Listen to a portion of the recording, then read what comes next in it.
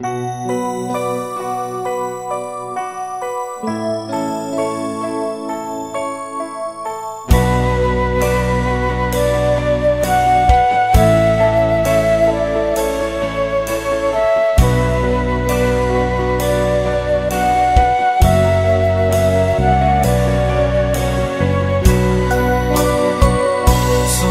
รมสมสารข้ามผ่านมหาสมุทรหอบใจที่สุดและโสมคืนคมมาด้วยหวังเพื่อว่ามีคนดีเมตตาสู้ช่วยปิ่นปัวหัวใจที่ป่วยให้หายจากความเจ็บซ้ำตลอดเวลาเฝ้าปรารถนาวอนไว้ต่อองค์เทพไทย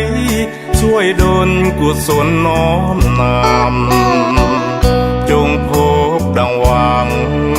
นวลนางเห็นใจสู่คำและแล้วบุญคงหนุนนำจึงพบคนน้ำใจดีสี่ห้องหัวใจ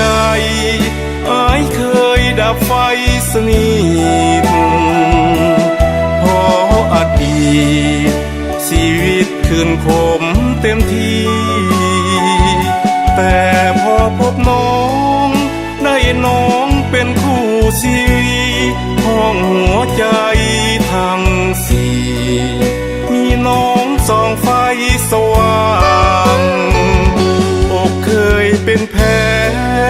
น้องช่วยดูแลหายเจ็บน้ำเคยปักเล็บน้องถอนออกแล้วทุกอย่างชาตินี้อ้ายขอมีเพียงน้องเคียงแนบข้างจะขอ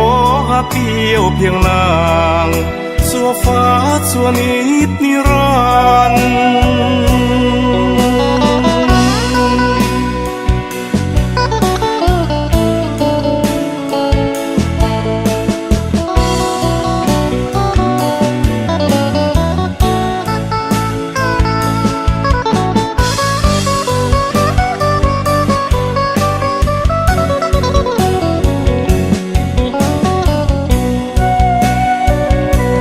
์ห้องหัวใจ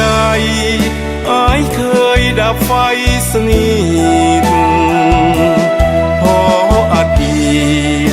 ชีวิตคืนคมเต็มที่แต่พอพบน้อง